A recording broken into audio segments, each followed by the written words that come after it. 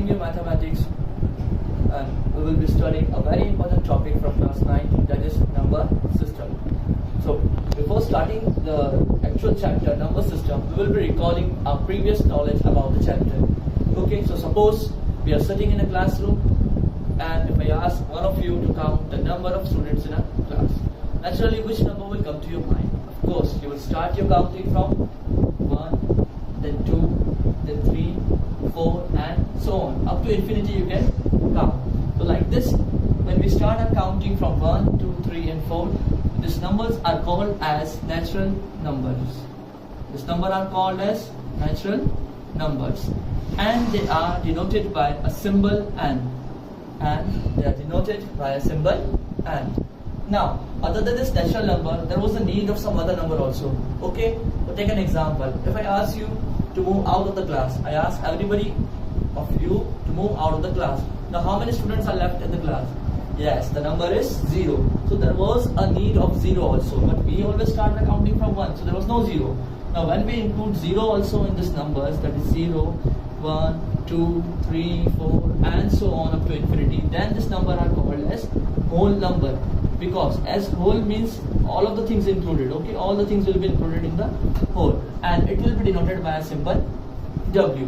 Now, other than natural number and whole number, there was a need of some other number also.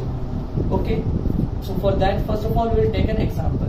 Suppose it is a surface of a sea. Okay, and I am taking this surface of a sea as 0.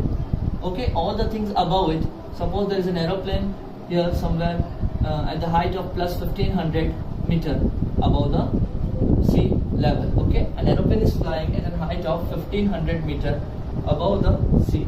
Now, it is a sea. Okay, and if I want to calculate the depth of a sea, so depth of the sea will be this side. Okay, the number above the 0 will be all in positive, the number below it will be negative.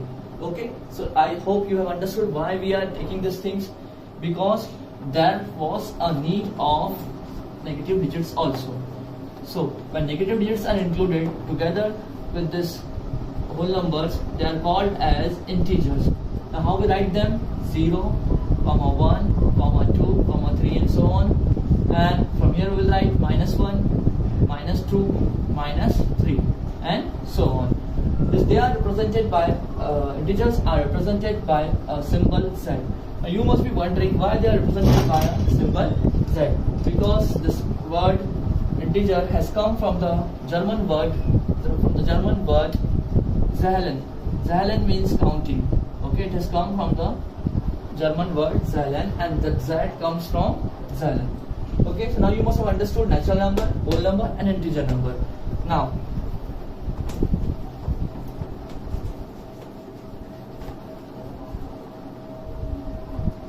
as you can see here, natural number, whole number and integers we have studied. Now there are fraction and decimals. What are fractions and decimals? And what was the need of fraction and decimal? You all know, I think, what is fraction. Fraction is a part of a whole. Okay, fraction is a part of a whole. We'll take an example for it. Suppose if we bought pizza, okay, and there are 4 members in a family. Now how much part each person will get? Okay, there are total how many parts of that pizza? 4 parts are there. 1, 2, 3, 4. The whole is a single quantity. Whole is 1, but now this 1 we will divide into fraction. Now how many parts pizza is having? 1, 2, 3 and 4. Total parts we can write here. And how much part you will get? You will get only 1 part out of it, so it will be 1/4. So like this we represent fraction. Fraction is a part of a whole. Okay. Now other than this, there is decimal. Now for more precise calculation, there was a need of decimals. For a more precise calculation, there was need of decimal. Now I will give you an example related to this. Suppose if I want to calculate my height, okay, it is 0, 1 feet, 2, 3, 4, 5 and 6. Okay, up till here, and I am standing somewhere here. Okay, suppose this is me. Now what is my height? It is not exactly 1, 2, 3, 4 or 5. Okay, what my height will be? Somewhere here. So my height will be 5.9 feet. Okay, so there was for a more precise calculation, there was a need of decimals. So is it clear why fractions and decimals were needed? So now we have whole set of natural number, whole number, integers, fraction and decimals.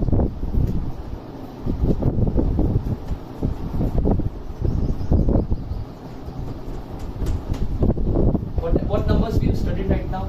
We have studied natural numbers, we have studied whole numbers, we studied integers, and we have studied fraction and decimal. Fraction and decimals.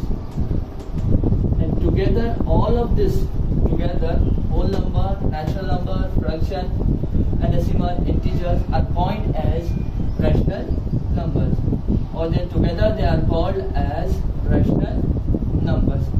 Now what is rational number? Okay, rational number includes all of them: whole number, natural number, fraction and decimal, and integers. Now the question arises, what is rational number? Rational number is nothing but it is a ratio. Okay, it's the ratio of a number in the form of p upon q. It's a ratio in the form of p upon q, where value of q is not equals to 0. The value of q will not be equal to 0. Okay, so now we will be taking some examples of rational numbers. I should drop this side. Okay, we'll take example of rational numbers. Now, rational number. Okay, I'll ask from your side only. I want answers. What is rational number? Now, I have given you definition of rational number. What is rational number? Rational number is the form of p upon q, where q is not equal to 0. Okay, so I'll take first number as 0. Is 0 a rational number or not? It is a rational number. Okay, because I can write 0 as 0 upon 1. Here value of q is equals to 1. That is not equal to 0. Therefore, it is a rational number. Okay, we can take any other example. We can take any whole number, any natural number, any integer or any fraction. Okay, take an example of fraction, 3 upon 5.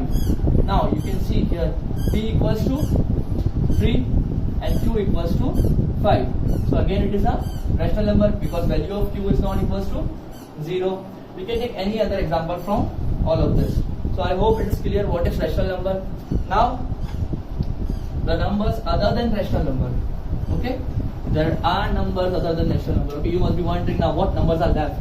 But there are some numbers other than rational number, and that numbers are called as irrational number. The number other than rational number are called irrational numbers. Okay, so you must have understood what is irrational numbers. Irrational numbers, they do not form any ratio. They do not form ratio. Okay, they cannot be represented in the form of ratio. And their example is value of pi.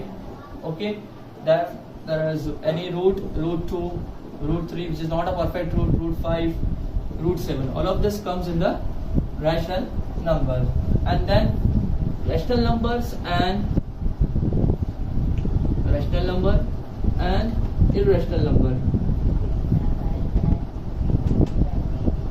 they are together called as real numbers.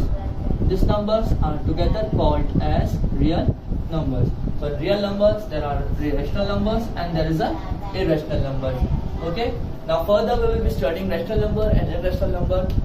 Okay, so first of all we will be start writing them. See,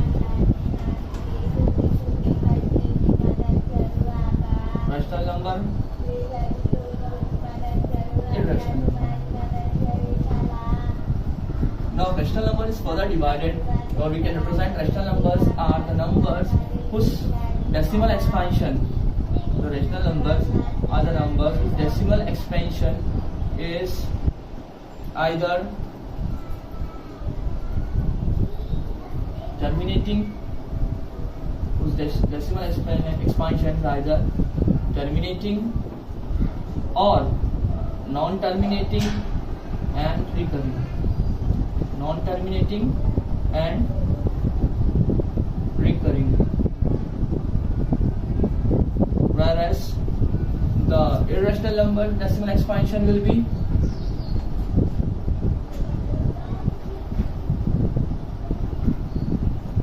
always non-terminating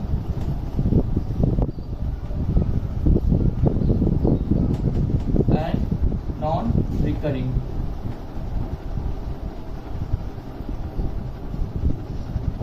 Okay, now what is meaning of terminating and non-terminating or recurring decimals?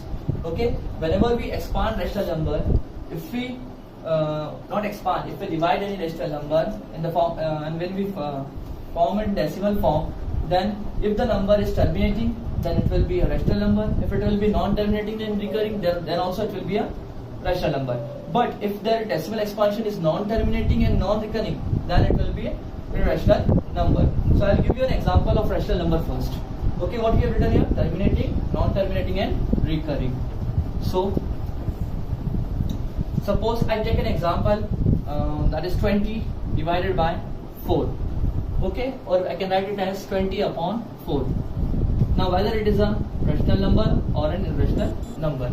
Okay, you must have understood it is a rational number, but I will be explaining you this by decimal expansion. Okay, if I divide it, 20 divided by 4. Now we all know 4 5s are 20. Our division is over. Okay, it is terminated. Okay, the remainder came 0. Therefore our answer will be 5. So it is a terminating number, because what is terminating? When this division will end. Okay, to a particular number the division will end. So it is ending here because we got remainder 0. Now we could not further divide it. So therefore it is a rational number. Now there was another rational number that is non-terminating and repeating. So I will take an example of 11 upon 3.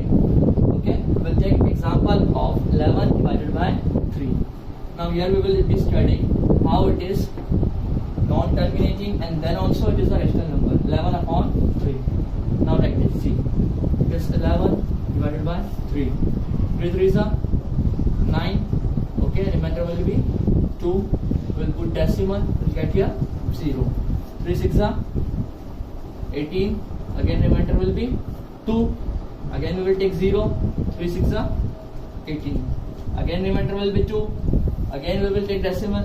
Again we will take 0. Again 3 6 is a 18. So is there any end to this division? There is no end to this division. Therefore it is a non-terminating number or non-terminating decimal expansion. And you can see one thing, 6 is again and again repeating itself. Okay, and it will be repeating itself again and again. For example, like 3.66 dot dot. Okay, but because the 6 will continuously come again and again. So this number is non-terminating and it is repeating or recurring. That's why it is a rational number. Okay, I hope it is clear. Now we will take an example of irrational number. Okay, now for an irrational example, I gave you example of irrational number, the value of pi. Now the value of pi is represented by 22 upon 7. Though 22 upon 7 is not an exact value of pi, it is just an approx value of pi. Now we will try and expand 22 upon 7. Now pay attention. 22 divided by 7. 7 3s are 21. Okay. Now what will be the remainder? 1. We will take decimal here and then 0. 7 1s are 7. What will be the remainder? 3. Again we have to take 0. 7 4s are 28. Again. Then there will be 2. Again 7. We will be taking 0 here. 7 2s are 14. And we will be doing, now 6 will be left, and then this division will go on. Okay, and you can see the digits are also not repeating. So here it is a non-terminating number and it is a non-recurring also. Okay, it will not terminate and it will not repeat also. So therefore it is an irrational number. So that is the basic difference between an irrational number and a rational number. Rational number will be either terminating, okay, or it will be non-terminating and repeating. And irrational number will be always non-terminating and non-recurring, because it's the number, the decimal expansion will never end. Okay, that is non-terminating, and the digits will not repeat also. That is non-recurring. I hope you have understood what is rational number and irrational number. The next class will be further studying these numbers and the problem related to this. Thank you.